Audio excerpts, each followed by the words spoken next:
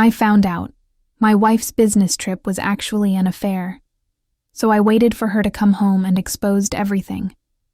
I couldn't take back a shadow on the deck, a drunken mistake. Her revenge was far more calculated. She smiled sweetly at our kids, all while packing for Orlando, where her betrayal unfolded on a hotel balcony. You wanted payback, I told her. Now watch what it cost you. Her lover became my weapon, their photos my proof. By the time she begged, it was too late. I had already burned her perfect facade to ash before we begin. Let me know where you're tuning in from down in the comments.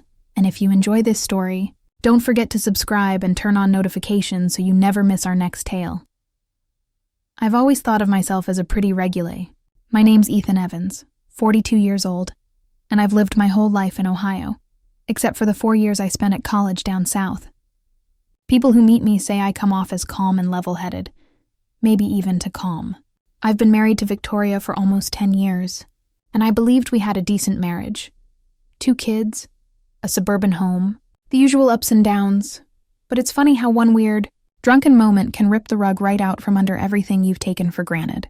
It all started on Valentine's Day, which in hindsight is pretty ironic. My closest friend, David Bennett, and his wife Sarah, decided to throw a small get-together at their newly finished back deck. David was excited about showing off the upgrade he'd spent a chunk of his bonus building a covered patio. He bragged non-stop about the new string lights and the high-end barbecue grill. Since they lived just a few blocks over, Victoria and I drove over with a bottle of wine and some brownies from the local bakery. I remember feeling relieved that this year I didn't have to face the usual Valentine's restaurant chaos. The moment we arrived, I picked up a strong vibe that folks were really letting loose. It was a mild February evening, so half the people were already outside, mingling on the deck with drinks in hand. I spotted David's nephew Tyler, wrestling a pack of beer from his trunk, while Sarah carried in a tray of chocolate-covered strawberries. Meanwhile, inside the house, the Bennett's living room had been rearranged to create a little dance area. Some 80s love songs played from a speaker. It felt warm, a bit chaotic, and for a while just plain fun. Victoria and I had been bickering earlier in the day about something petty, whether to paint our bedroom pale gray or keep it white. She was in a mood, though she hid it well in public, greeting everyone with a bright smile. I tried to loosen up with a couple of beers, hoping the tension between us would settle for a while. It worked. We joined a group conversation by the grill. We tasted Sarah's signature, margaritas, and we were just another regular married couple in a crowd of neighbors and friends. Then came the stronger drinks. Someone offered me spiked punch, some crazy mixture of fruit juice, vodka, and who knows what else. I should have known better, but I went for it. Victoria stuck to wine, sipping slowly like she was pacing herself. I was gulping. I don't usually get hammered, but I felt so comfortable in David's house that my guard dropped a little after 10. I realized I'd passed that comfortable buzz and was drifting into sloppy territory. My words were slurring, and I started mixing up the conversation, telling off-colored jokes. Victoria gave me that look that says calm down, but I didn't. At some point, I needed fresh air. The Bennett's living room felt stuffy, so I wandered out to the deck. It was quieter out there. Most people had gone back inside to dance. The night air was surprisingly cool for mid-February, but I remember thinking how good it felt to breathe. I stumbled over the threshold and almost sloshed my drink. I clutched the glass, determined not to waste a single drop of that spiked punch ridiculous right. I leaned against the railing along the far side of the deck, letting my eyes adjust to the darkness beyond the backyard. There was a row of hedges dividing the Bennett's yard from their neighbors, and I could barely make out a shed in the corner. My head spun, and I got that fuzzy, disoriented feeling. My cell phone buzzed in my pocket, but I ignored it. I just wanted to stand there until the dizziness passed. Then someone touched my shoulder. I turned, expecting Victoria, but whoever it was didn't speak. I recall a dim shape in the shadows, a person leaning forward, pressing their hands on the railing. My eyes weren't focusing well, and the deck's overhead string lights didn't illuminate that corner very well. I managed to slurred, "Hey babe, you found me." Assuming it was Victoria or maybe some friend checking if I was okay, no words came. Instead, I felt a hand slip around my waist. My muddled brain thought, Oh, she's not mad at me, Enamore. Instinctively, I placed an arm across what I assumed was Victoria's shoulder. We stood there in a half-embrace for a couple of seconds. Then unexpectedly, that figure moved down, unzipping my pants. The shock jolted me awake. A swirl of conflicting thoughts raised. What is she doing? Wow, she's bold tonight? Wait, is this actually Victoria? My mind was swimming, but physical sensations took over. Warm breath, a hot mouth, and the intense rush of someone's lips on me. The pleasure was immediate and disorienting. I moaned, half in surprise, half in intoxicated desire. My knees felt weak. Part of me was too stunned to push this mystery figure away. Another part, the part that was more sober, kept insisting, check who this is. Something's off. But my voice felt trapped in my throat, like I couldn't get the words out. Then she murmured something that sounded like, oh God. But it wasn't Victoria's voice. It was soft, lighter, almost breathy. Right away, panic set in. My hand found her hair and I realized it wasn't Victoria's style. Victoria had curly hair pinned up that night. This was straighter, smoother. She felt different. My heart hammered with sudden fear, or maybe guilt, or both. I jerked back, struggling to see her face in the dark. She pulled away, gasping. We stared at each other in the dim string-like glow, our face twisted in shock. Then I saw it was Sarah Bennett, my best friend's wife. She stuttered, Ethan, oh my God. Her voice trembled with raw horror. I felt frozen. All I could manage was to zip up, stammering. What the hell? Sarah? You're not? I thought you were Victoria. She was choking back tears, hands shaking, her face pale as a ghost. Oh my God, I heard you say, hey, babe, and I thought you were David. Her eyes were wide with dread. Why did I? Then she fumbled backward, pressing herself to the wooden railing. I nearly dropped my drink. My heart felt like it was slamming into my ribs. She turned away as if she couldn't bear to look at me. Her voice was shaky. This can't. It was dark. I was. She exhaled with a trembling breath. I came outside looking for David. He said he'd be out here. My head was spinning and I didn't let her finish. Sarah, I'm so sorry. I honestly had no idea it was you. I blurted every jumbled apology that came to mind. We were both in a surge of confusion, embarrassment, and moral horror. She pressed a hand over her mouth, tears shimmering in her eyes. David's inside, Ethan, I messed up. She was so scared, so panicked, that part of me wanted to comfort her. But I couldn't even comfort myself. My mind reeled with the implications we'd just. That was practically cheating. That was cheating. A wave of self-loathing crashed over me. We heard voices from the sliding door behind us, some bodies about to step outside. I swallowed hard, gently tugging Sarah away from that corner. Let's go in through the side yard, I whispered. No one can see us like this. She nodded in agreement. We eased down the steps of the deck into the damp grass. Our footsteps crunched the gravel on the side path. My heart pounded like crazy, and I kept seeing images of what had happened replay in my mind. The bizarre closeness, the accidental rush of pleasure. I didn't know how I would look Victoria in the eye. I shuddered at the thought of telling David this is insane. I thought it was an accident, but who's going to believe that? Sarah didn't say a word. As we circled around to the front, we paused by the porch steps. She grabbed my wrist and whispered, through tears, we can't let this fester. I can't hide something like this from David and you. Victoria needs to know too. I nodded, chest tight with dread. The last thing I wanted was to confess to my wife that her husband got a drunken blowjob from her best friend. But a sickening wave of guilt told me honesty was the only option if I hoped to salvage my marriage tomorrow. I whispered, void cracking. We'll do it tomorrow. My mind was spinning too wildly for me to handle it right. Then Sarah swiped at a tear rolling down her cheek. I didn't recognize you, Ethan. It was dark. I swear I wouldn't have. She cut herself off, trembling from head to toe. I need to find David, she mumbled. I need him right now. I let her go. She disappeared around the porch, stepping back inside the house through the front door. The music was still playing. People were likely dancing, having no clue that two of their friends were on the brink of a major scandal. I hovered alone outside, stunned, my mouth dry as dust. My phone buzzed again. This time I fished it out of my pocket. A missed text from Victoria, probably wondering where I'd wandered off to. I tapped out a quick reply, lying that I was just cooling off outside. My hands were shaking so bad I could barely type. A wave of nausea rolled through me as I realized I had to face her eventually. Tonight, tomorrow, and in all the days to come. There was no undoing the fact that something intimate had just happened between me and Sarah, no matter how accidental or unintentional it was. Through the front windows, I caught a glimpse of Victoria's silhouette near the living room couch, phone in hand, scanning the crowd. She was probably annoyed I was still outside for once, though her annoyance was the least of my worries. I tried to steady my breathing and figure out a plan, but my mind was a total wreck. My life had changed in the span of a few drunken moments, and the worst part was, it was just the beginning of a nightmare I didn't see coming.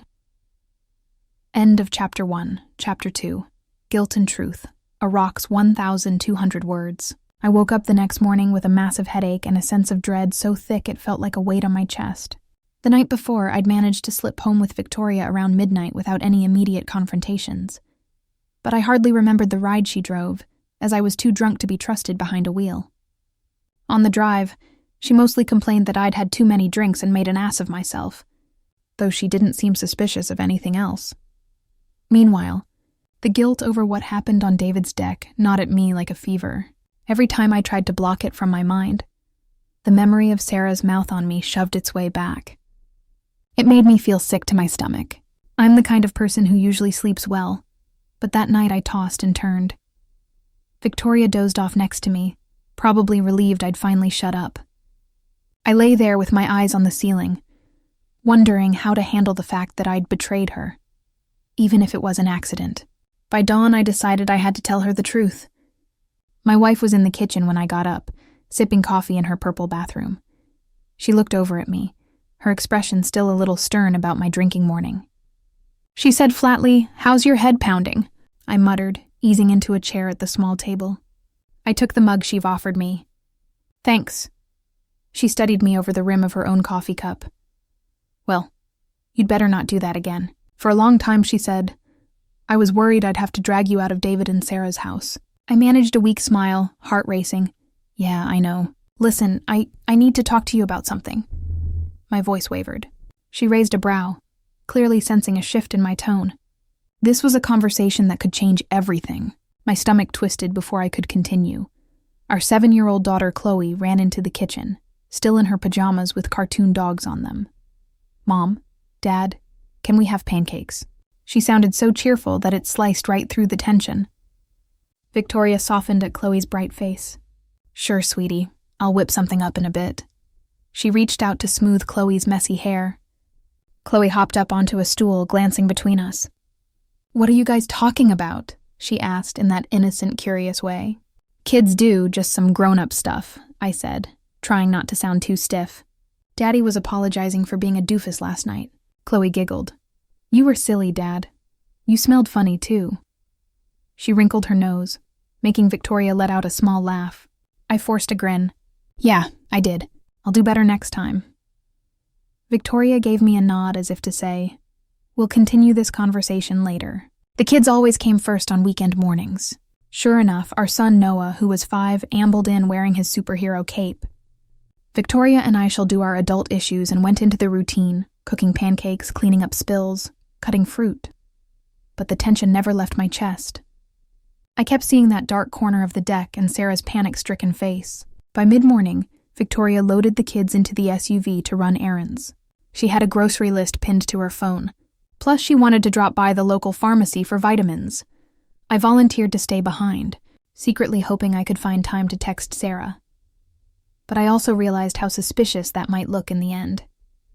I told Victoria I'd handle yard work. She just shrugged, telling me she'd be back in an hour or two. The moment they left, I locked myself in our bedroom. Phone in hand, I had Sarah's number. Though typically we texted only about random neighborly things or planning group get-togethers, this was going to be a very different sort of message. My hands trembled as I typed Ethan to Sarah, "Hey, can we talk? I'm so sorry, we need to figure out what we're telling them." I stared at the screen, expecting immediate heartbreak or confrontation. 5 minutes pasted, then my phone buzzed Sarah to Ethan. "Yes, are you free to meet somewhere? I can't talk here. David's worried about me. I told him I'm sick, but he's hovering." My heart pounded. Meet somewhere that felt risky, but I couldn't keep this bottled up. I suggested the local coffee shop, Beans and Leaves, about 10 minutes away, a place with a quiet corner booth. She agreed. I changed clothes and hopped into my car, ignoring the yard work I'd promised. My mind was set on damage control. 15 minutes later, I slid into a booth at Beans and Leaves. The place had a cozy vibe, chalkboard, menus, warm lighting, a couple of small tables where college students typed away on laptops. Sarah showed up a minute later, wearing sunglasses, even though we were indoors. She looked pale, her eyes red as if she'd been crying. I offered a half smile. "Hey," I said, voice shaky. We both sat, and she took off the glasses, revealing the tear stains. My stomach sank. "I didn't know who else to talk to," Sarah said softly, fidgeting with her hands. "David keeps asking me what's wrong. I told him I have a stomach bug, but I can't lie to him like this." I sighed, pressing my palms against the worn table. "I know I feel sick about it too." I tried telling Victoria, but my voice trailed off. "Well, the kids got in the way this morning." Sarah shook her head. I can't believe how stupid that was. David will never forgive me." I swallowed, wishing I could be more confident. "You and David have been married a long time, same as Victoria and me. I mean, if he hears it was an accident." She pinned me with a sharp look. "Ethan, I gave you oral sex. That's not a minor slip, even if it was dark, and we each thought the other was our spouse. That's huge. This is crossing the line that can't just be undone with an apology." Her eyes filled with tears again. My stomach churned. "She's not wrong, but it was a genuine mistake," I said, quietly, hoping to believe it. "It's not like you or I meant to do this. We just didn't realize who was who." Even to my own ears, it sounded absurd. We fell silent as a waitress approached, a kindly older woman named Myra who took our orders. I couldn't even look her in the eye. Sure, she could sense some scandal. Sarah quietly asked for herbal tea. I just went with plain coffee. Once Mara left, Sarah leaned forward, voice trembling. "I feel so guilty, Ethan. I mean, I love David. He's my whole world. But if he finds out I so much as kissed another man, it would be devastating. And this is way beyond that." She exhaled shakily. "Last night I couldn't sleep. Every time I closed my eyes, I pictured that moment. I wanted to scream." I nodded, swallowing the lump in my throat. "I'm sorry for my part in it. I really am." I rubbed my hands together, arms shaking from nerves. "Sarah, we've got to tell them. They'll figure out some things off, especially if we both act weird. We can't hide it. I think telling the truth is the only way." She stared at me, tears streaking her cheeks. "What if it ruins everything? David might hate you. He might divorce me and Victoria. I don't even know how she'll react." She paused. I've never seen her explode, but she can get cold. My coffee arrived, watery and bitter, but I was great to have something to occupy my shaking hands. I took a sip, trying to gather courage. "We can do it together," I offered, "or at least coordinate how we tell them. I don't want them to think we planned this, or that we were sneaking around." Sarah nodded, seeming relieved that we had a plan, though it was a flimsy one. "I'm glad we're on the same page," she whispered. "Let's do it tonight. I'll talk to David, you talk to Victoria." We swapped a few more awkward words, then parted ways. On the drive back home, I kept imagining how Victoria's face would twist in shock or fury. My pulse hammered. She's going to hate me forever. But beneath the fear, a tiny voice insisted, "Honesty is your only chance." I wouldn't let Sarah's shoulder blame alone. I was right there when it happened. All I could do was hope that Victoria and David would realize we never meant for that insane moment to happen. Still, my gut told me this was a bell that couldn't be won wrong, even if they forgave me. I worried that my marriage might never be the same. I turned into my driveway, noticing that Victoria's SUV was back. My mind felt like it was spinning, but I breathed in and out, grabbed my keys, and steeled myself for the hardest conversation of my life. End of Chapter 2. Chapter 3. Victoria's Wrath Awakens approx 1,200 words. That evening, after dinner and some half-hearted attempts at small talk, I cornered Victoria in our bedroom. The kids were downstairs watching a cartoon, so it felt like our best chance for privacy. She set aside her phone, a minor miracle, and turned her attention to me. I felt my throat go dry, but I had to say it. No more dancing around. I told her the story how I stumbled onto the deck, how I thought Sarah was her in the darkness, and how Sarah thought I was David. My words tumbled out in a confused mess, but I tried to stick to the facts. I saw Victoria's eyes widen, then nearer when I described the actual sexual contact. She froze, her face going blank with shock. The silence that followed was horrible. Slowly her expression shifted from disbelief to rage, like a thunderstorm rolling in. "You let Sarah put her mouth on you," she whispered, her voice dangerously quiet. "And you seriously thought she was me?"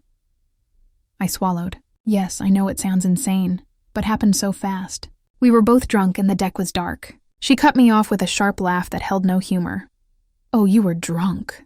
That explains it," she said, with biting sarcasm. "So that makes it better, right?" "No, of course not." My voice broke with desperation. "I'm just telling you how it happened. I'm not proud of any of it.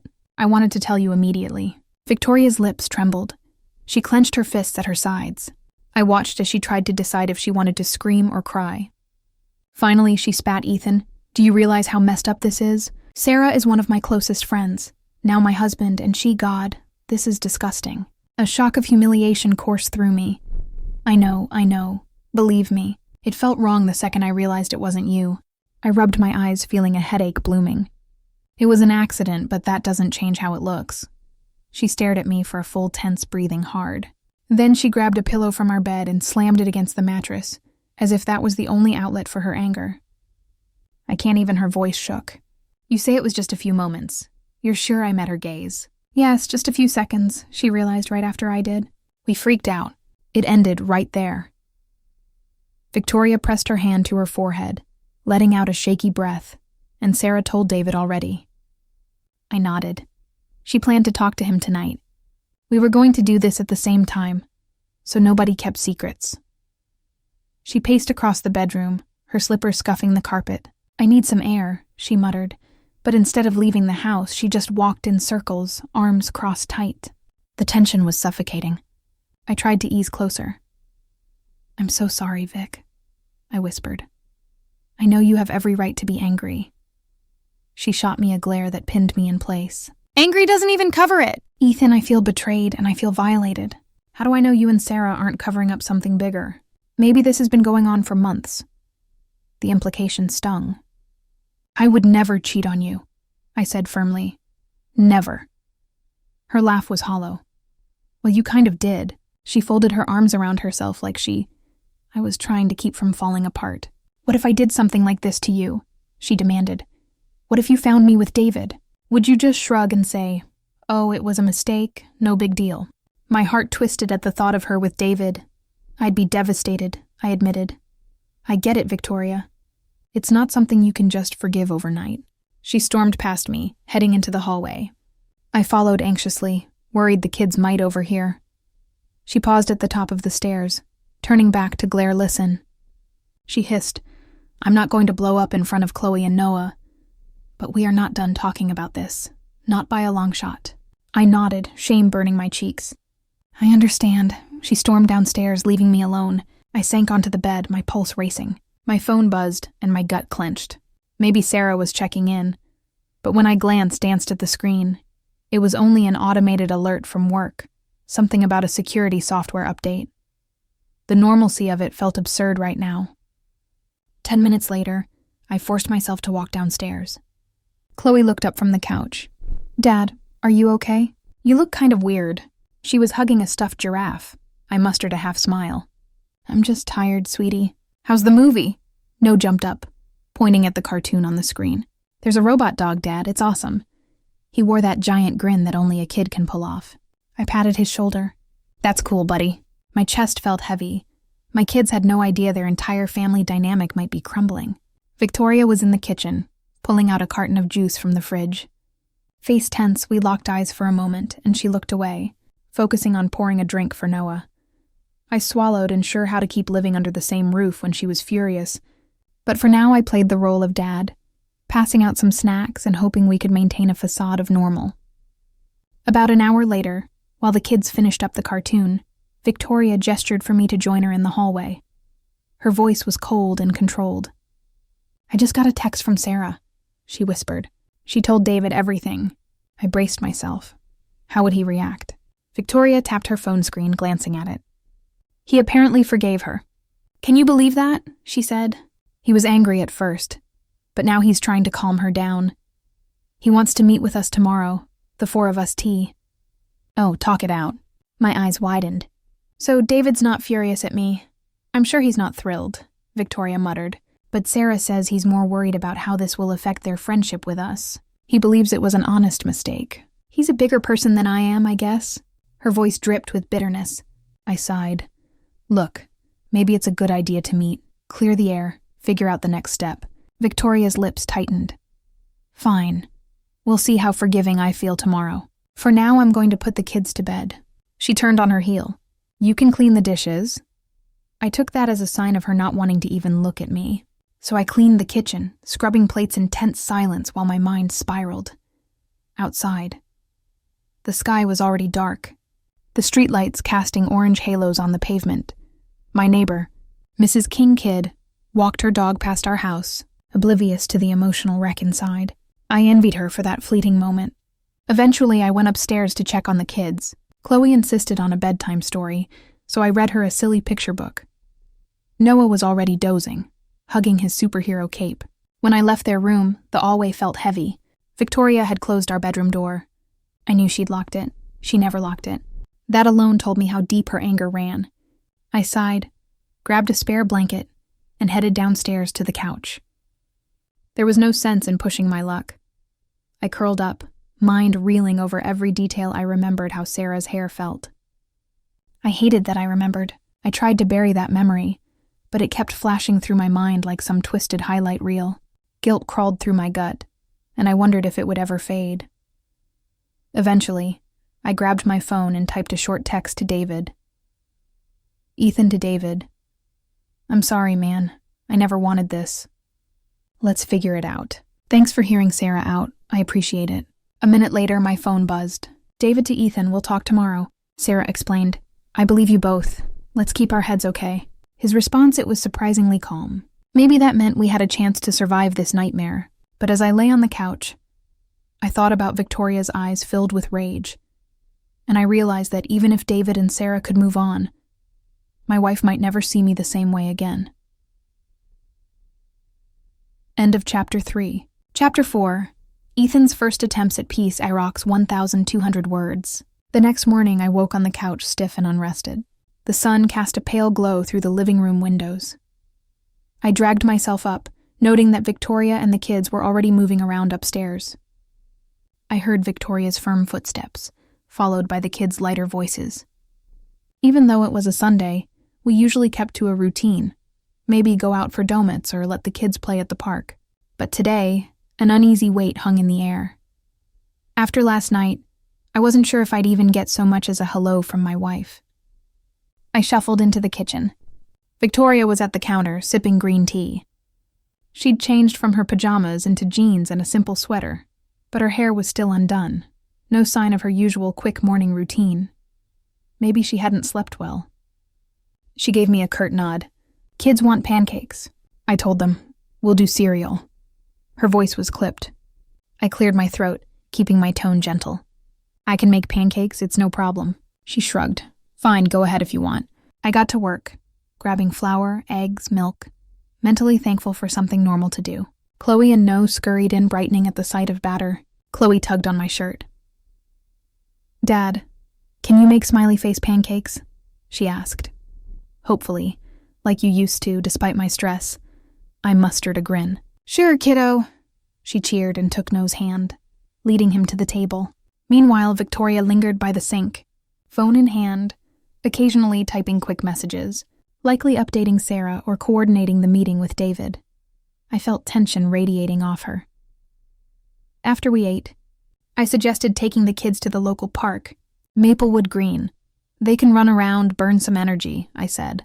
I was desperate for some sense of normal family time, just to remind Victoria that despite everything, we still had these two wonderful kids and a life to preserve. She hesitated, then sighed. Fine, I'll come, she said, like it was a chore, but at least she agreed. The drive to Maplewood Green was almost silent. Chloe made up silly rhymes in the back seat while No hummed a superhero theme. Victoria stared out the window, The park was only a few minutes away, a modest place with a playground, a duck pond, and a couple of swings. We parked and the kids bolted for the slide, leaving me and Victoria standing awkward on the grass. I offered a weak smile. I thought some fresh air might help us. She gave me a tight nod. Yeah, well, it's fresh. She wrapped her arms around herself, her expression distant. David texted me he wants us to come over after lunch so the four of us can talk about what happened. My stomach turned. Okay, that's good, right? We'll see how to move past this. She snorted, glancing at me. Sideways, move past it? You actually think we can move past it? I rubbed the back of my neck hard. Heavy. I'm hoping. So, I watched our kids race each other to the monkey bars. I know you're furious, and you have every right to be, but I also know you don't want to tear our family apart. She paused, eyes flicking to Chloe, and no, I don't, she said quietly.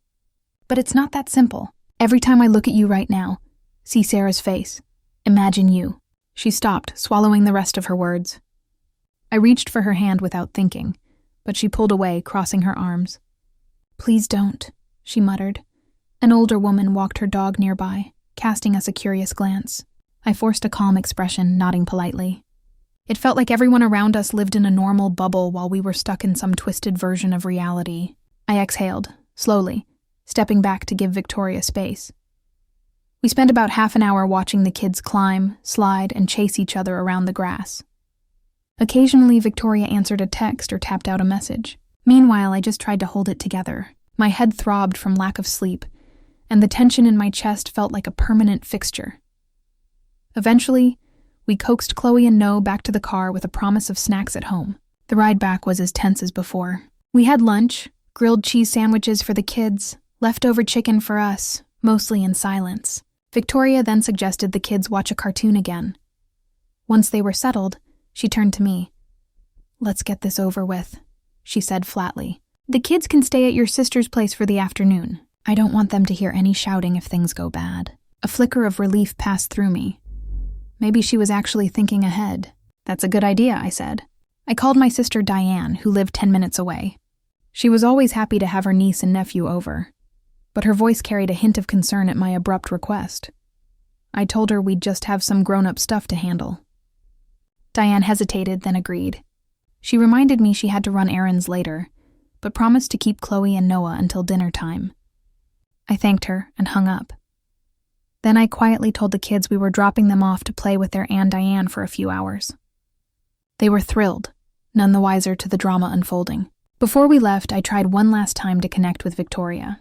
Look, whatever happens at David's house, I want you to know I love you. I'd never intentionally hurt you, I said, in a hushed tone. She stared at me for a brief moment. I saw pain behind her anger, and I realized she still cared on some level. Then she blinked, her expression hardening. We'll see what you say after we talk with them. The drive to Diane's was short. We dropped off the kids with backpacks of toys. Diane gave me a quick, concerned hug. You okay? She whispered, so Victoria wouldn't hear. I offered a tight nod. Yeah, just stuff. She eyed Victoria's stony face but didn't press. We left, heading straight for the Bennett's place. My heart thudded in my ears as we pulled into their driveway. My mind jumped back to that humiliating moment on their deck. Part of me never wanted to see that house again. But we parked, climbed out, and walked up the porch step. Victoria gave a quick, angry knock. Sarah opened the door, eyes rimmed with red. Hey, she greeted in a hushed voice. I noticed David standing behind her, wearing a tense expression, arms folded. Their living room looked exactly like it did on Valentine's night, except the decorations were gone, and the mood was heavier than the darkest storm cloud.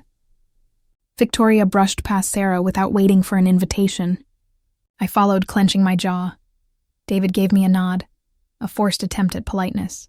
Sarah closed the door and turned the lock, as if ensuring privacy. No one spoke for several seconds. Then David motioned us toward the couch, clearing his throat. Let's sit down, he said quietly. We have a lot to talk about victims. Gloria sat on the far end of the couch, arms crossed.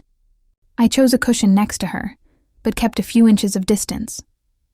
David and Sarah took the love seat across from us, their hands clasped. Sarah's eyes flicked from me to Victoria, an apology clear on her face.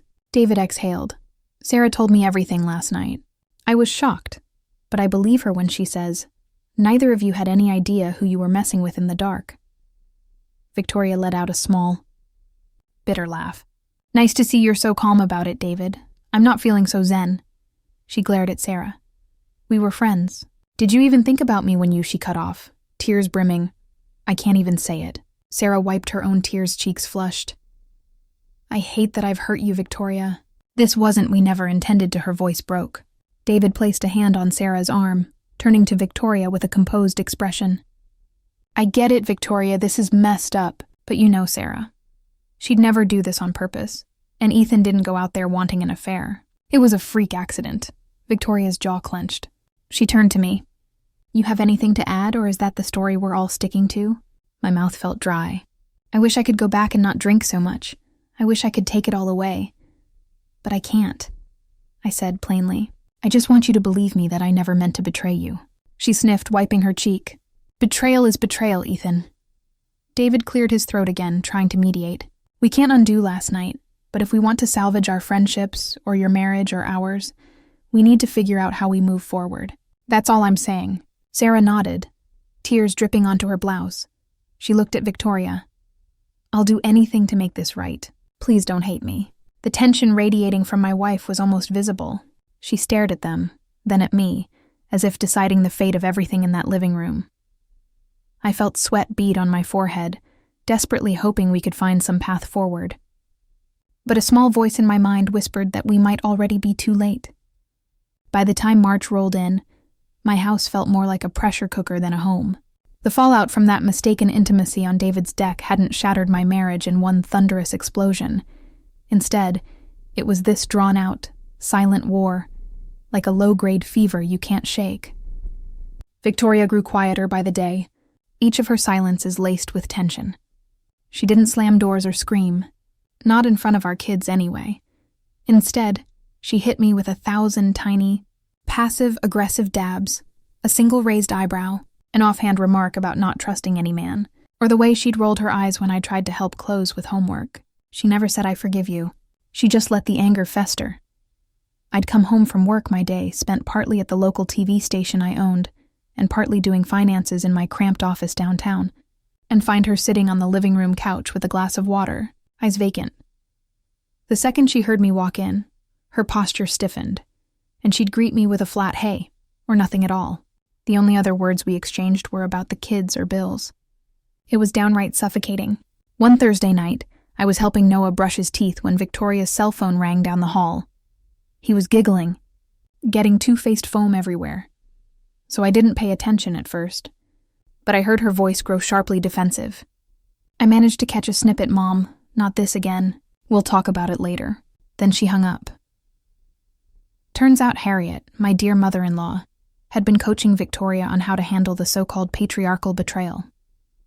Harriet never liked me much. In her eyes, every husband was a potential liar or cheater. She demanded that Victoria stand her ground, refused to be steamrolled and punish me for my failure. And yeah, Harriet's strong feminist stance might have had good intentions.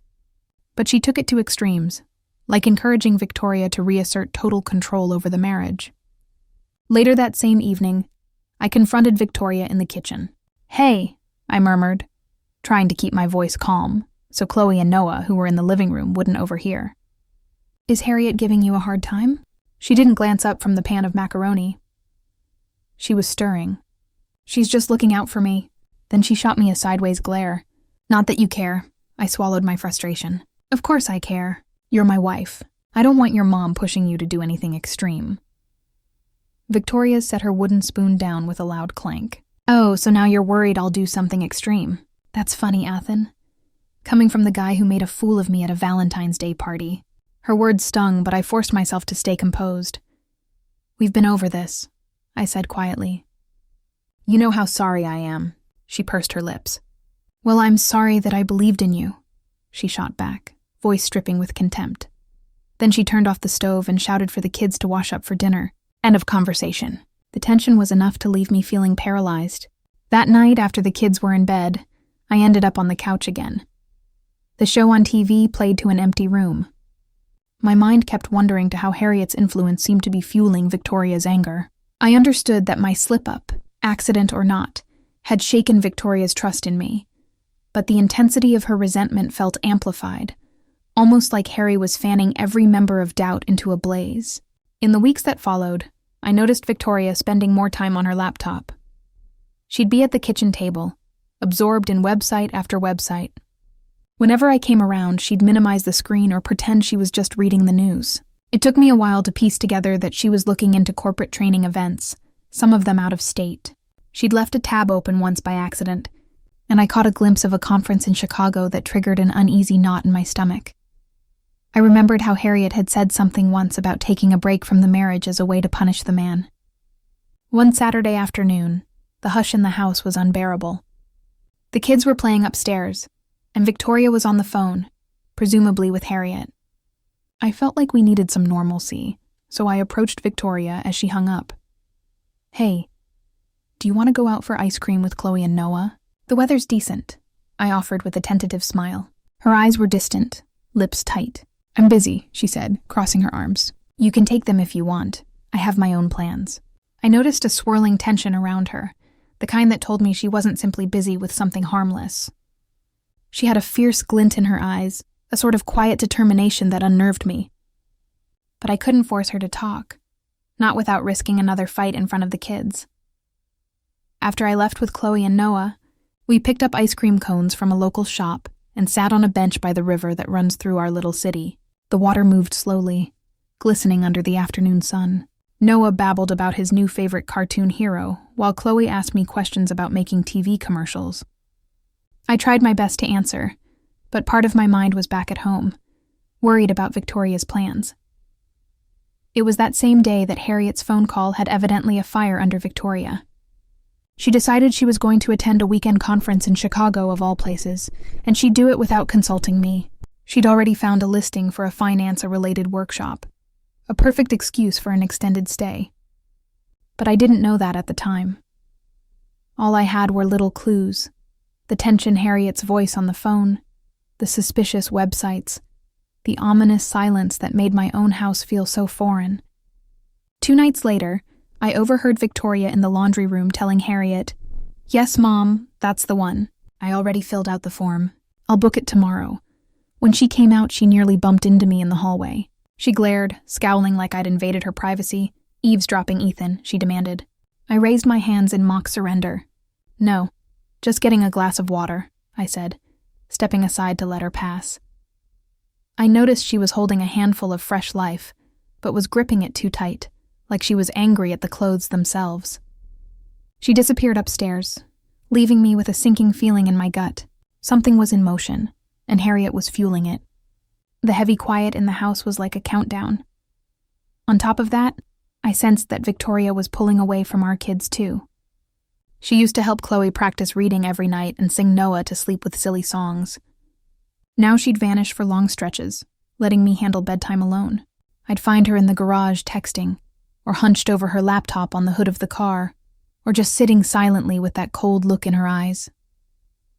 The kids asked me why Mom seemed so distant. I never knew what to say. I just give them a vague "she's tired, buddy," or "she's having a rough time" to keep them from worrying. By the end of that month, I realized the quiet hostility had become a constant. I'd come home from my station work, greet one with an attempt at a joke, and be met by the hush. An awkward dinner might follow.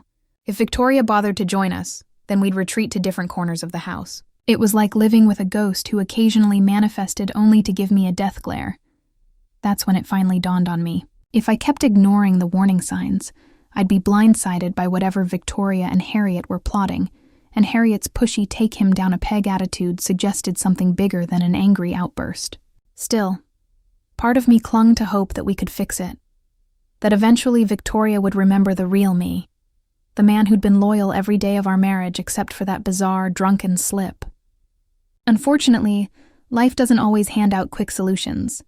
Sometimes it hands you one quiet, bitter day after another, while a storm brews behind closed doors. I was about to find out just how fierce that storm would become. End of Chapter 5, Chapter 6, The Chicago Trip and Ethan's Counter. Move 1,200 words. On a Wednesday morning, After a grim breakfast with no conversation, Victoria dropped a manila folder on the kitchen table, right next to my half-eaten toast. "I need your signature," she announced stiffly, "or at least your acknowledgement." I blinked, wiping crumbs from my fingertips, then opened the folder. Inside was a print out of her registration for some kind of weekend conference in Chicago. A financial empowerment summit scheduled the following week, airfare, hotel booking, plus a page detailing potential reimbursements from her job. "When did this happen?" I asked, voice slow. She crossed her arms, looking smug. "I told you, I'm done letting life pass me by. I want this training, so I'm taking it, I see." I flipped through the pages. The fees were pretty steep. She'd even used our joint card to pay for part of it. "Why not talk to me first?" Victoria gave a dismissive shrug. "Did you consult me before humiliating me at that Valentine's party?" "That was a mistake," I said, the same line I'd repeated 100 times. "But we're married, Victoria. We're supposed to make decisions together." She arched an eyebrow. "Spare me the lecture. Sign it or don't. I'm going anyway." She turned and left the kitchen before I could ask more. I set the papers aside my stomach and knot of anxiety. Harriet's fingerprints were all over this. The entire thing screamed act of defiance, as if Victoria believed attending a random Chicago conference would teach me a lesson. The big question: what else was she planning to do out there? That afternoon, I called James Carter, my longtime friend and attorney, who sometimes handled business paperwork for me. "I have this weird situation," I told him, keeping my voice low because I was in my home office. "My wife taking an unannounced trip to Chicago. I suspect she's got an agenda beyond just a training event. Is there anything I can do?" "James Ever," the practical guy said. "If you suspect she's using this conference for extramarital stuff, I guess you can gather evidence. But that's jumping to conclusions. Ethan, have you talked to her directly?" I grimaced. "We can barely have a civil conversation. Her mother is encouraging her to punish me. This might be her chance." There was a pause on the line. "Look, you can't forbid her to travel that it'd look controlling. But if you're worried about it, sometimes a direct line to her boss or the conference hosts can do wonders." His tone was careful, like he didn't want to push me into extremes. "Say you suspect an in-company heir or that the event is canceled. Something like that. It's a gray area ethically. But if you truly believe she's up to no good, you might discreetly intervene." I swallowed, running my hand through my hair. "It feels underhanded." "So is what your mother-in-law seems to be pushing," James answered. "Look, do you want to save your marriage or not?" "It's not that simple," I muttered, staring at the blank office wall. "But I'll think about it." The very next day, Victoria announced at dinner, though dinner was just me, her, and the kids picking at spaghetti, that her trip was confirmed.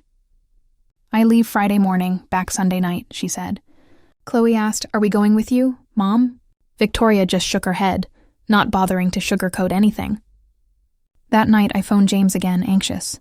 "I'm doing it," I told him. "I'll ask you to make a call or two to the training folks. Maybe something that convinces them to drop her from the conference."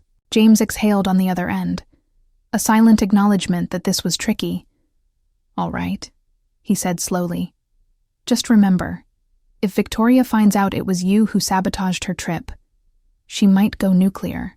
A coil of guilt twisted in my stomach. "I know, but maybe that's better than letting her waltz off to who knows what. I can't stand by and do nothing." The next morning, James texted me that he'd spoken to a colleague who had connections in the finance sector. "Give it a half a day," James wrote. "We'll see what happens." Sure enough, by late afternoon, Victoria was stomping around the house, phone pressed to her ear. She ended a call with someone named Roger, cursed under her breath, then stormed up to my office. "You wouldn't believe this," she snapped.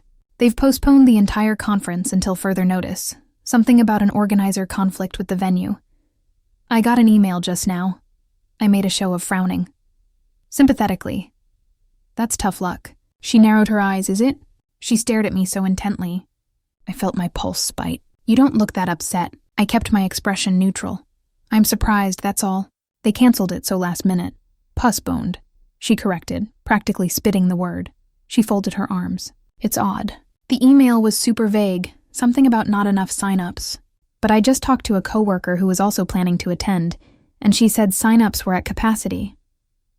I shrugged, trying to look clueless. "Weird conference politics," maybe Victoria let out a harsh laugh. "Politics. Indeed, if I find out you had anything to do with this." She let the threat dangle in the air. Her expression was that lethal blend of suspicion and fury. I forced a scarf, raising my palms. Me, I'm not that powerful. She stared at me for a full 10s, probably debating how to call me out. Then she turned on her heel and stormed away. My shoulders sagged in real if, though my heart still thundered. If she proved my involvement, the fragile threads holding us together might snap completely. Later that evening, when I went to tuck No in, he said, "Mommy's really mad."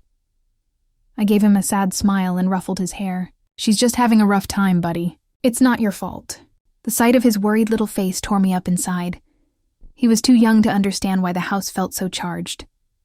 In the hallway, Chloe popped her head out of her bedroom. "Dad, is Mom okay?" she whispered. She seemed stressed. I didn't lie to her. "That's not my style. Mom's going through some stuff, honey," I whispered back. "We both are, but we love you. Nothing changes that." She nodded, looking unconvinced, then retreated into her room. My chest felt heavier than ever. Downstairs, I found Victoria at the dining room table, flipping through job listings in the local paper. She'd circled a few marketing roles. When she noticed me, she refused eye contact. The silent hostility was back. I drifted to the kitchen, pretending to need water.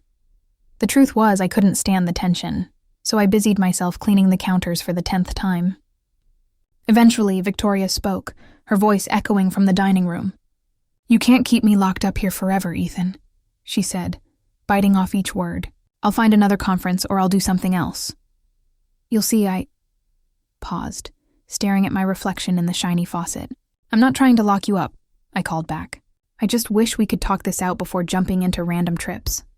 She gave a cold laugh.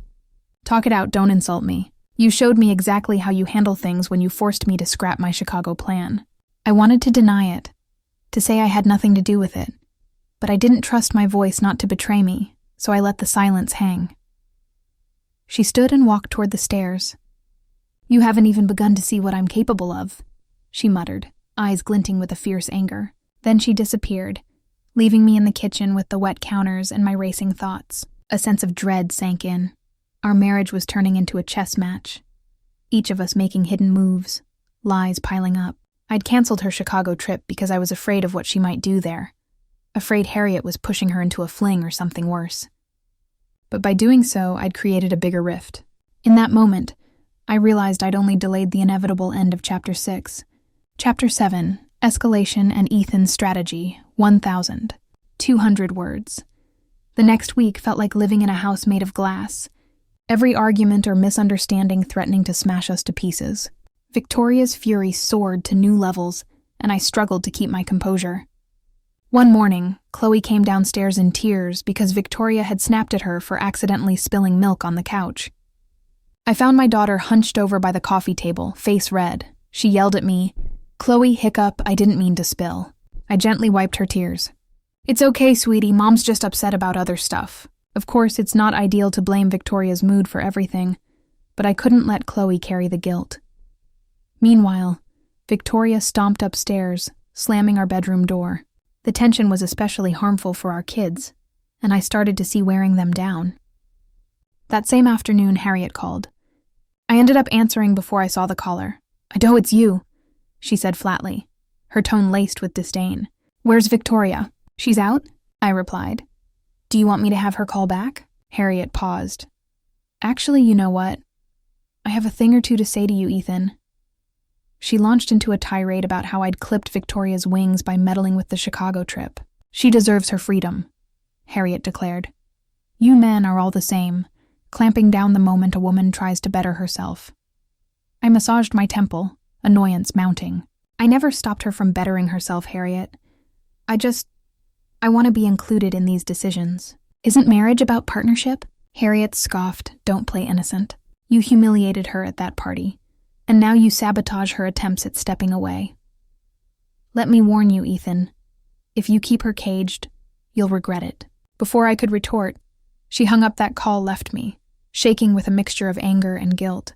I realized Harriet saw me as the villain, and she was fueling Victoria's sense of injustice.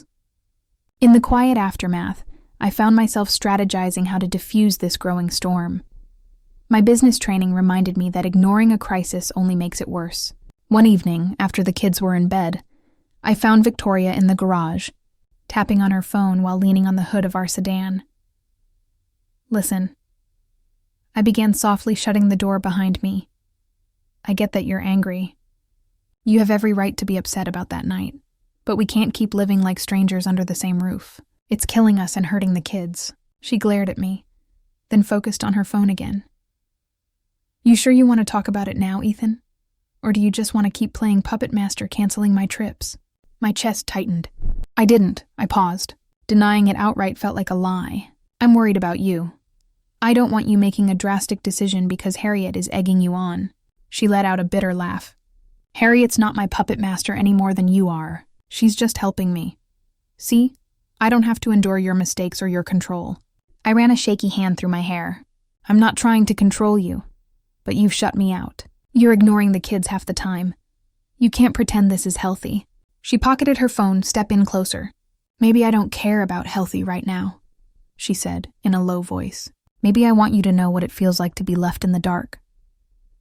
The tension crackled between us like static. I held my ground.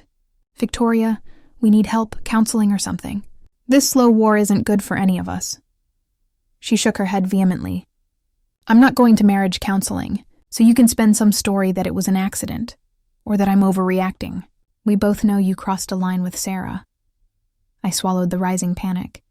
I told you everything from day one. David and Sarah have forgiven me. Even Sarah said it was an insane mistake. If you really want me to pay for it forever, that's your choice. But don't involve the kids like this. Her face contorted, eyes brimming with resentment. Don't you dare accuse me of using the kids, she hissed. You did that to yourself. I took a trembling breath. I'm trying, Victoria, I pleaded, voice breaking. I wish I could go back and erase that night, but I can't. I just want to fix us now. She stared at me for a moment, and I saw a flicker of hurt behind her anger. But it was gone in an instant, replaced by that hardened look. I don't think you can fix what you destroyed, she whispered. Then she shouldered past me, slamming the garage door behind her. In the following days, I tried a different tactic. I asked James Carter if I could have him discreetly keep tabs on any new conferences Victoria might sign up for. At least I'll be prepared, I reasoned, ignoring the fact that it felt like I was spiraling into paranoia. He reluctantly agreed, telling me just be careful. You're not fueling the fire. Meanwhile, I reached out to a new neighbor, Martin Kelly, who'd moved in 2 doors down. He was a single father with a teenage daughter, Amber. I'd bumped into him at the grocery store. Something about seeing another dad handle parenting alone made me consider the possibility of separation. It terrified me, but I couldn't deny that Victoria's rage was pushing me to a brink. Over a quick coffee one Saturday, Martin mentioned he'd divorced a year ago. It was brutal, he said, stirring sugar into his cup. But once it was final, we found our peace. My ex was just so angry all the time. We couldn't keep living in that environment. His words cut close to home. I nodded, absorbing the unspoken parallels. I'm sorry you went through that, I said quietly, thinking I might be heading down the same path, but I wasn't ready to accept it yet. I still harbored that flicker of hope that Victoria and I could salvage something if the anger eased. One evening, after the kids were asleep, I tried to create a small olive branch. I cooked one of Victoria's old favorite meals, chicken parmesan. The aroma filled the kitchen, reminding me of better days when we'd cooked together. She walked in, took one look at the table set for 2, and shook her head. Not hungry, she muttered. Then she grabbed her purse and stepped out the front door without explanation. I ate alone, every bite tasting like cardboard guilt, and frustration turned in my stomach. Was this a new pattern of her leaving whenever she felt like it, no longer caring who was impacted? Harriet's words about punishing men rang in my ears. I pictured Harriet's smug face, convinced she was leading Victoria down a path that ended with me as the villain. At night, I heard Victoria come back around midnight. She headed straight for the guest bedroom, where she'd been sleeping off and on, shutting the door. I lay awake, numb. What do I do now? I wondered. If she insisted on punishing me indefinitely, we'd destroy our family. Yet if I pushed harder to control her moves, I'd become the manipulative husband, Harriet claimed. I was realizing I needed a more systematic approach. I jotted notes in a small journal, ways to maintain the kids' routine. possible lines of communication with Victoria, and a backup plan if things turned ugly. My gut told me a bigger confrontation was coming. The cancellation of Chicago only delayed it. She'd hinted that there would be the other conferences or something else.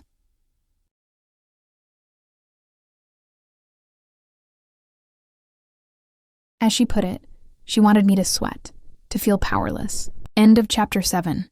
Chapter 8. A tenuous truce. 1,200 words.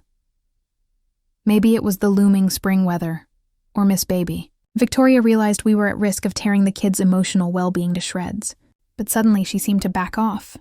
For a stretch of about 2 weeks, the hostility dialed down a notch. It wasn't exactly sunshine and butterflies, more like an uneasy ceasefire. She started conversing with me more about normal stuff, groceries, which Netflix show to watch with Chloe, when to schedule nose dentist appointment. One Sunday morning, I woke up to find her in the kitchen cooking scrambled eggs. I blinked, half expecting a booby trap, but she just said, "There's extra if you want some." Her tone was flat, but it wasn't dripping with scorn. It felt like progress. The kids noticed it too, smiling more as if a new warmth had re-entered the house. For once, we had a pleasant family breakfast. No sniping, no harsh words. Later that afternoon, while No napped, Chloe asked if we could all go to the park. Glanced at Victoria, thinking she'd refuse, but she just nodded sure. At the park, we pushed Chloe on the swing, watched Noah chase pigeons, and even shared a couple of civil remarks about the weather. It felt like a fragile bubble, but I relished it. Maybe we're turning a corner, I thought, with a surge of hope. We continued this uneasy truce through the following week. At night, Victoria let me read bedtime stories alongside her. She still slept in the guest room sometimes, but I felt less tension looming in the halls. I worked on the yard one Saturday, trimming hedges while she even joined me outside to water her old flower bed. That was something she hadn't done in months. Her interest in gardening vanished around the time Harriet started fueling her anger. At one point, Harriet called and Victoria actually rolled her eyes. "Mom, I have to go. I'll catch up with you later," she said, sounding mildly annoyed. When she hung up, she muttered, "She can be so pushy." Then she disappeared into the house. I was left pondering if maybe Victoria had realized Harriet's fiery advice was doing more harm than good. Or maybe she was just taking a break from the negativity. Either way, I dared to believe this could be the path to reconciliation. I planned a small family weekend for us. We drove out to a nearby orchard, pick fresh peaches, maybe let the kids explore. It might have been ordinary, but after the Cold War we'd endured, ordinary felt like a gift. We set out on a Saturday morning. The orchard was an hour's drive, and for the first half we talked about random stuff. Victoria even laughed once at something silly. Chloe said. My chest warmed at the sound, like the echo of a happier time, but old wounds run deep. And the conversation eventually stalled into an uneasy hush. Still, we managed to gather a basket of peaches at the orchard with no climbing onto my shoulders to reach the higher branches. Victoria snapped a photo on her phone, capturing me and Noah laugh, which felt like a small sign that normalcy might be creeping back in. But that night, after the kids were asleep, I found Victoria hunched over her laptop on the couch. She had that intent expression again, the one she wore whenever Harriet was stirring the pot. My pulse quickened as I quietly approached. "What are you up to?" I asked, trying to sound casual. She didn't slam the laptop shut this time. Instead, she gave me a measured look. "Remember that conference in Chicago? Well, there's a different training event on the horizon. This one's in Orlando. Might be a bigger deal." She shrugged. I figured I'd look into it. My heart skipped Orlando. "That's far," she nodded. "I need a break from here. From everything. This might be my chance." A chill slithered up my spine. "Are you sure you want to jump right back into conference mode? You just said Harriet's pushy. Maybe this is her idea, not yours." Victoria pursed her lips. "It's my idea. I'm allowed to have them right." Her tone was sharp, but she wasn't yelling. She seemed oddly calm, as if she'd already decided. I took a slow breath. "Look, we've been doing better lately. I'd hate to see you run off," and she cut me off. "It's not running off. It's a professional opportunity. If we're truly working on our marriage, you should trust me." Her eyes flicked over me, challenging. Trust has to be mutual, I said carefully. I can't ignore that Harriet's been telling you to get revenge, or that you spent weeks ignoring me. I'm not trying to sabotage your career, but what am I supposed to think? Her jaw tightened and I braced for another explosion, but after a moment she just sighed. Honestly, I'm tired, Ethan. Tired of being angry all the time. If a short trip gives me space to clear my head, maybe that's a good thing for both of us. Maybe I won't come back so bitter. I blinked. You really believe that? She shrugged, avoiding my eyes. I don't know. I just know I need something. Harriet said, Revenge, you say communication. I'm stuck in between. Maybe all I need is distance to figure it out for myself. Part of me wanted to cling to her, tell her not to go anywhere. But the other part recognized that forcing her to stay had only heightened her resentment. If this is genuinely about clearing your head, not Harriet's plan, I said slowly, then maybe I can be okay with it. But we should talk details like how long, the cost, who watches the kids, that kind of thing. She actually nodded, surprising me. Sure, we can plan it together. That's then she snapped her laptop shut. I'm going to bed. Thanks for hearing me out. I stood there in the dim living room, heart thumping. A second conference. This time it sounded bigger, more official, and she wanted me on board, at least superficially. But was that to keep me off her trail? I couldn't shake the feeling that a hidden motive still lurked beneath her calm exterior. Yet at least we weren't screaming or hurling insults. Maybe that was progress, albeit fragile. The next day, she didn't mention Orlando. She acted polite at breakfast, even discussing the idea of taking Chloe to a friend's birthday party that weekend. But I caught her texting Harriet, her fingers flying across the phone screen.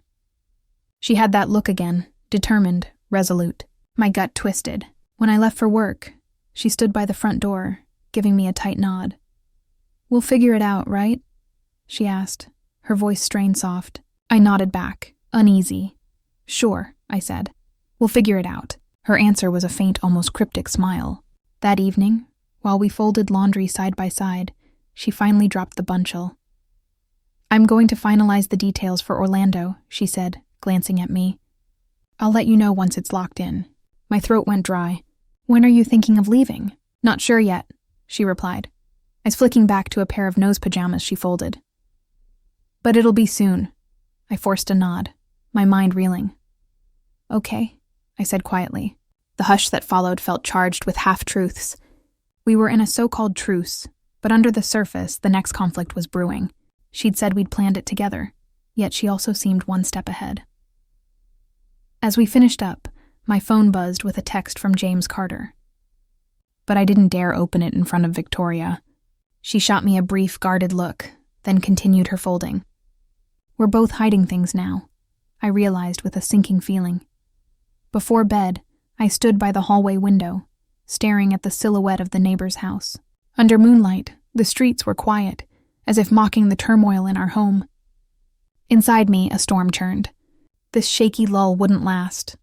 Sooner or later, the other shoe would drop, and I couldn't shake the sense that when it did, it'd be bigger than anything we'd weathered so far. I kept replaying Victoria's words in my head for days. I'll let you know once it's locked in. She'd said that about her new training conference in Orlando. On the surface, it sounded so rational, just a professional trip right.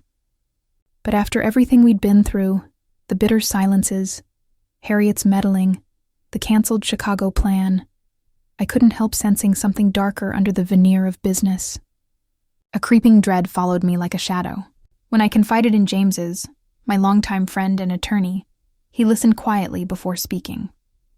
We met at a small coffee shop a few blocks from my TV station. Traffic was light outside, and the place smelled of roasted beans and fresh pastries. I leaned over the table, my voice hushed, even though nobody was within earshot. I think this trip might be the tipping point, I told him. She's going with a vengeance. Harriet's still in her ear, pushing her to do who knows what. James stirred his latte. If it's truly a fling she's after, or some kind of payback, we can at least be prepared, he said, sounding grim. We can't stop her. We tried that in Chicago, and you saw how it backfired. I nodded, recalling how furious Victoria got when that conference got postponed. I don't want to sabotage this one, I said, sighing. But I'd also can't just sit and wait for her to come home bragging about revenge. James tapped the table. There's a middle row, Ethan. I've got some contacts in Orlando. Private investigators who can operate discreetly. If she's crossing the line, we can get proof. My gut twisted proof, I echoed. God, it sounds so cold spying on my own wife. It's about self-preservation, James said gently, meeting my eyes. If she's truly betraying you, evidence might be your best shield, especially if Harriet's stirring up trouble. You know how these things can blow up legally. I hesitated, sipping my black coffee. Then I remembered Harriet's phone call telling Victoria to punish me. The memory made me clench my teeth. Let's do it. At least I won't be blind if she crosses that line, I murmured. The next day, James called to confirm. He said he'd hired a local Orlando investigator named Rob Parker, someone with a solid reputation for quiet surveillance. He's your eyes, James explained. Rob's going to track her discreetly. Airport to hotel. Wherever else she goes. If nothing happens, then you never use the information. If something does, you'll know. A few weeks passed, each day feeling like a countdown to a bomb going off at home. Victoria acted strangely, calm, almost excited. She began slipping references to Florida into random conversation with the kids. Orlando's got beautiful beaches near it, she'd say, even though we both knew the main attraction was theme parks. Or when I get back, maybe I'll have a tan, she'd tell Chloe, winking. Meanwhile, Harriet was still calling at all hours.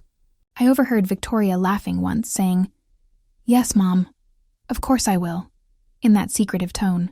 Another time I caught Harriet's voice on speakerphone. Men always think they're one step ahead, Victoria responded. Not this time. My stomach churned at night. I couldn't. My mind envisioned all sorts of worst-case scenarios, her hooking up with a random guy or Harriet, orchestrating something bigger. Each morning, I woke bleary-eyed, going through the motions with Chloe and No, trying to keep life normal.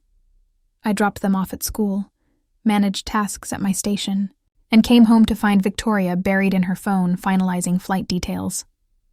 She never outright said, "I'm going to cheat on you," of course, but the tension between us crackled with unspoken possibilities. She'd catch me watching her and give a half smile that sent chills up my spine. "You want me to suffer, don't you?" I'd think, but I never said it aloud. A week before the trip, James and I set a final plan. Once Victoria lands, Rob Parker will follow her from the airport. James reminded me over the phone. If anything questionable happens, like meeting some stranger or checking into a room meant for two, he'll document. I swallowed. Let's hope it's all a false alarm, I muttered, but my gut told me otherwise. On Wednesday night, 3 days before she was supposed to fly, Victoria and I had a brief moment of uneasy peace. We sat in the living room after the kids went to bed, each on separate couches. The only sound was the hum of the AC. Finally, she broke the silence. "So I leave Sunday morning," she said. "I'll be gone for days." I nodded, struggling to keep my voice steady. "All right, I'll handle the kids. Do you need anything from me before you go?" She gave me that cryptic look. "Just don't sabotage me," she murmured. "Let me have this." I forced a thin smile. "I won't sabotage anything," I said truthfully. "I might worry, but that's my problem." She glanced away, nodding in acknowledgement. "I guess we'll see if your worries are justified." Then she rose with her goodnight and disappeared upstairs. I sat there for another hour, mind buzzing with dread, preparing myself for whatever came next. End of Chapter 9, Chapter 10. Planting the Trap, 1,200 words. Sunday morning arrived with an eerie calm. The kids were still asleep when Victoria loaded her suitcase into the trunk of a taxi waiting at the curb. I stood at the living room window, feeling my pulse hammer. She'd insisted on calling her own ride. Didn't want me driving her to the airport, she'd said. She didn't even say goodbye to me inside the house.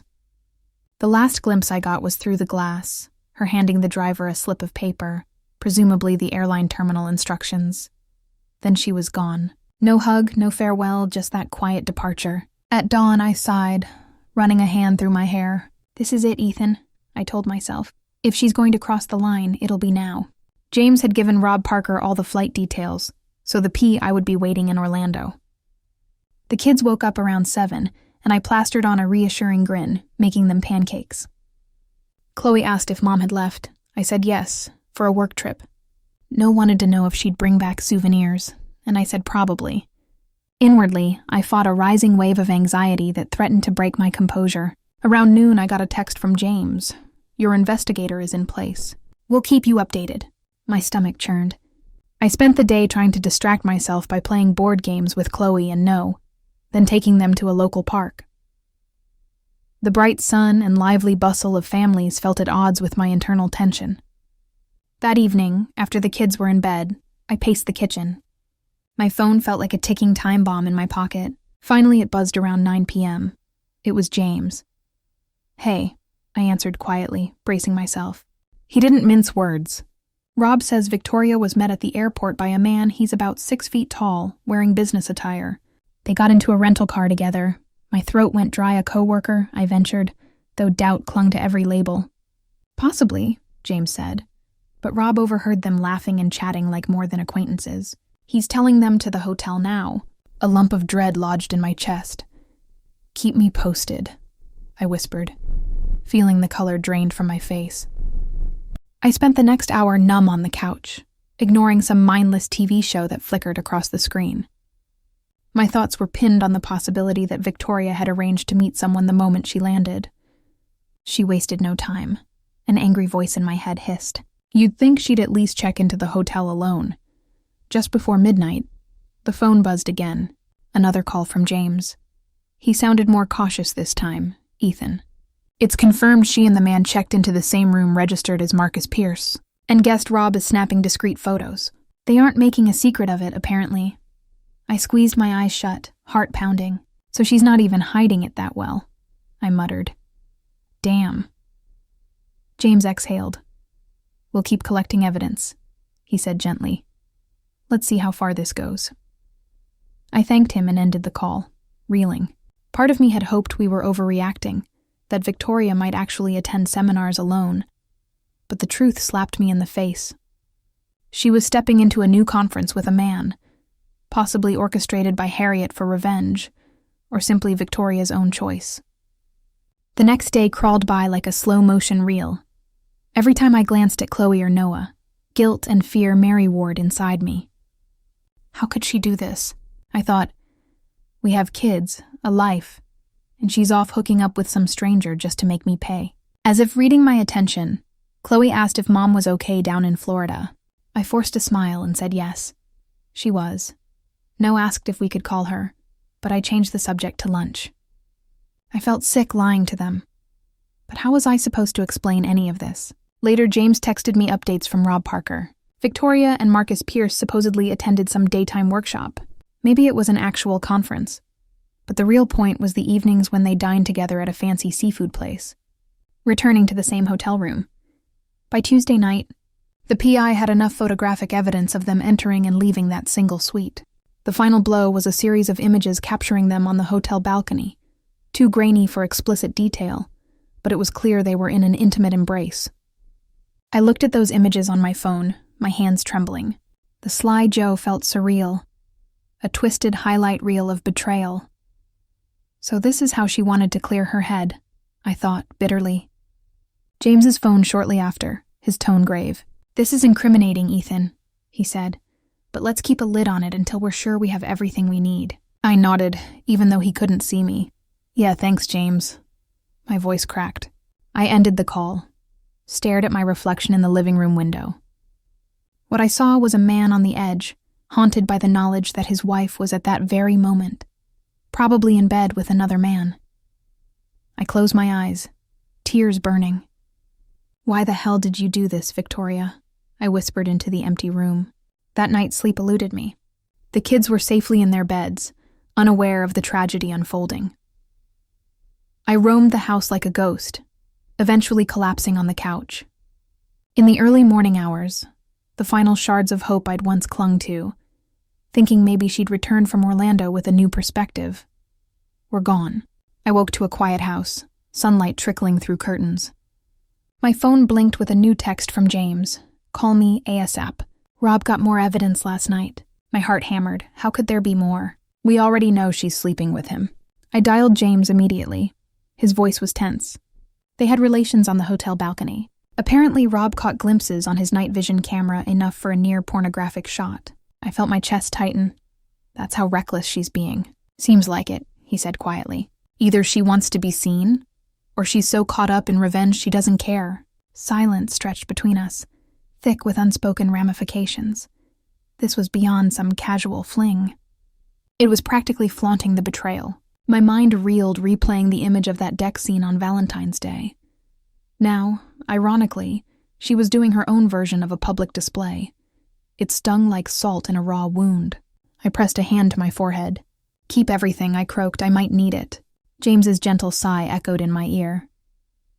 "Ethan, I'm sorry." I said nothing. Then I ended the call, my heart colder than ever. Victoria had left behind not just a marriage, but the decency I'd once believed she had. This wasn't an accident. She was determined to burn our lives to the ground. End of Chapter 10, Chapter 11.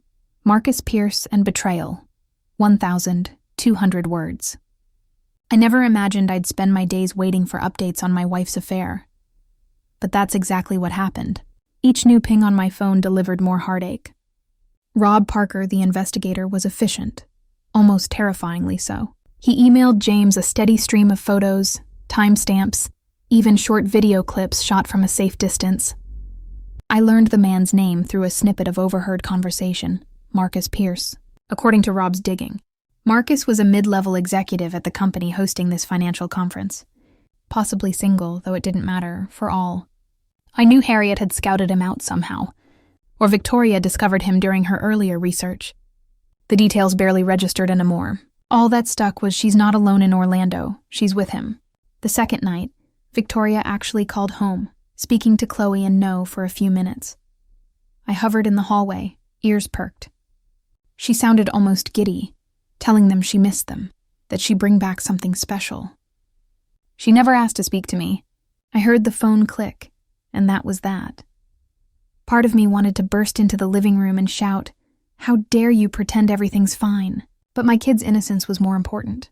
They believed she was just busy. After the call, I slumped onto the couch, phone in hand. A wave of numb despair threatened to swallow me. But then I pictured Harriet's smug face urging Victoria to do this. My despair hardened into a cold resolve. I wasn't going to let her come back and spin lies. If she wanted a war, she just declared it. Late Wednesday evening, I was cleaning up dinner plates when the phone buzzed with an unknown number. I answered hesitantly. A man's voice said, "Ethan, this is Rob Parker. James gave me your direct line." My grip tightened on the phone. "Write any updates."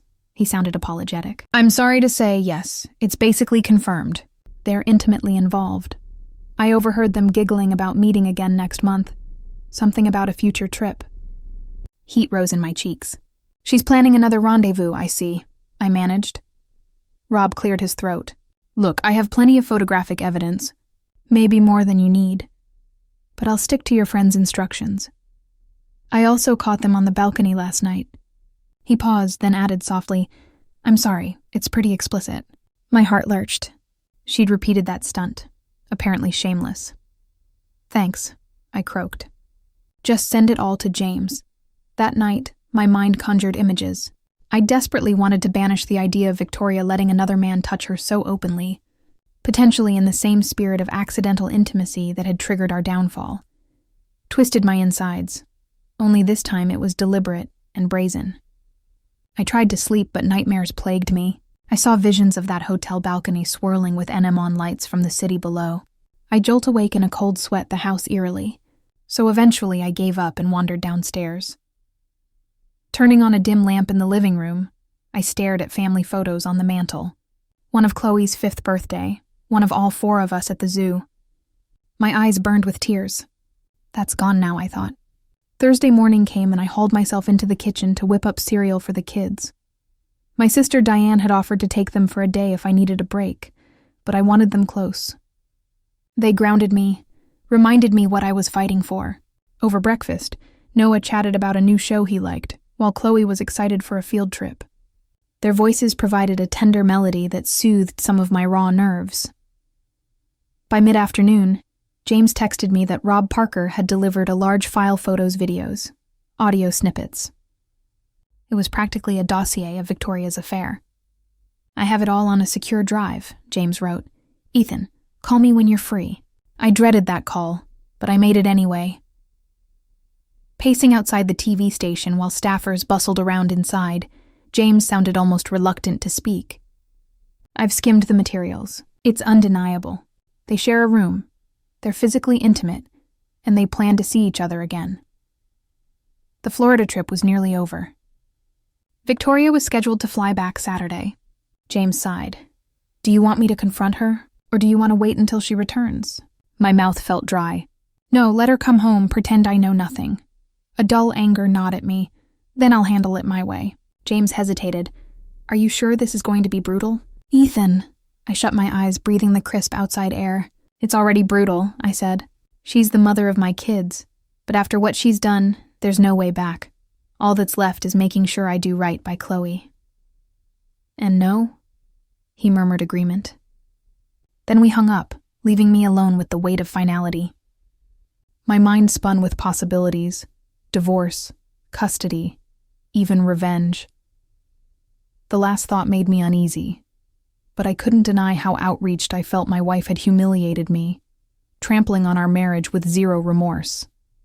Harriet's push for justice had led Victoria straight into an affair. That evening, Victoria texted me that her flight was coming in Saturday afternoon. Pick me up if you want, she wrote nonchalantly, as if we were cordial partners. I stared at the text, my blood boiling. If you want? She was so certain she had me under control that I'd just comply. I typed a short reply. Okay, no warmth, no further questions. I planned to pick her up all right. But not because I wanted to greet her like a loving spouse. I needed to see her face the moment she returned from betrayed everything we'd built. I spent Friday night in a haze of furious restlessness. With the kids asleep, I rummaged through old photo albums, half wanting to tear them apart. The memories felt like a cruel joke. Now beach vacations, Christmas mornings, laughter all overshadowed by her venomous quest for revenge. At around midnight, I closed the albums, my hands shaking. It's done, Ethan, I told myself. She has no intention of honoring your marriage. The only question left was how far I'd go to protect myself and my children from the fallout of her betrayal. A part of me still loved the woman she'd been before Harriet stoked the flames. But that woman was gone, replaced by someone who'd openly rubbed my face in her affair with Marcus Pierce. I flicked off the living room light and stood in the darkness, heart pounding. Whatever happens next, I thought, I have the proof, and I won't be a victim anymore. End of Chapter 11, Chapter 12, Ethan's Revenge Mechanism, 1,200 words. I arrived at the airport early Saturday afternoon, parking in the short-term lot. My stomach churned as I stared at the main entrance. She'll come through those doors any minute, fresh from a week with Marcus. The thought nearly made me retch, but I swallowed down the nausea, remembering James's advice. Keep it cool until everything is in place. Sure enough, half an hour later, Victoria strolled out of the baggage claim area. She spotted me, raised a hand in greeting. I watched her approach, rolling a Sioux tassie behind her. Her expression was unreadable, tinted with what might have been smug satisfaction. Hey, she said casually, as if returning from a normal business trip. I stared at her for a bit, forcing a neutral nod, then led her to my car without a word. She didn't seem fazed by my silence. We might have interpreted it as typical marital tension. The drive home was quiet, except for the hum of traffic. Victoria asked if the kids were okay. I said they were fine. She remarked about meeting interesting people in Orlando, carefully avoiding details. I gripped the steering wheel, my knuckles white. The hypocrisy of her small talk was maddening. When we pulled into our driveway, she gathered her bag. I'm exhausted, she muttered, going to unpack and maybe take a nap. We can talk later. I let her step inside first. My nerves felt electric, every sense on high alert. Yes, we'll talk all right. The kids were at my sister's for the afternoon, intentionally, so I didn't want them witnessing what was about to happen. Victoria set her suitcase near the stairs, stretched, then turned to me. So do we have groceries? I might want to cook something or order pizza? She spoke, as if we were ordinary spouses, not due people on the brink of collapse. I folded my arms, standing by the living room threshold. Before you get comfortable, I said evenly, I think we need to chat. Her eyebrows rose. Oh, about what? The faintest trace of a smirk tugged at her lips, like she suspected some argument, but believed she held all the cards. I took a deep breath, stepping aside to reveal my laptop on the coffee table. Screen turned toward us. "Sit," I said curtly, pointing to the couch. Her eyes flicked from me to the laptop, suspicion creeping in. Still, she moved over and perched on the couch cushion. "What is this?" she asked, voice losing some of its calm. I pressed play on a short video clip James had sent me. It showed a grainy shot of Victoria and Marcus on a balcony, easily recognizable even in low light. Bodies entwined, her face paled, mouth dropping open. She scrambled to her feet. What is this? Where did you?" I snapped the laptop closed. "Just a sample," I said coldly. "I have more photos, timestamps everything." Her cheeks flushed, not with shame, but with anger. "You spied on me," she hissed. "You think that's okay? You think cheating is okay?" I snarled back. The rage I'd buried all week surged forward. "You left me no choice. I know about Marcus Pierce, about your nights in his hotel room, about your balcony shows." My voice trembled with fury. She swallowed, hard, eyes darting around as if seeking an escape route. "So what if I did?" she whispered, regaining a defiant edge. "After what you did with Sarah, I owed you payback. It's not my fault. You can't handle it." A cold laugh escaped me. "Payback? Sleeping with another man in plain sight is your idea of justice?" She stood, rigid, fists clenched. "Yes, because you humiliated me first. The difference is your accident. With Sarah might have been unplanned, but the hurt was the same. So I decided to even the score." Her brazen admission shattered any last shred of sympathy I had.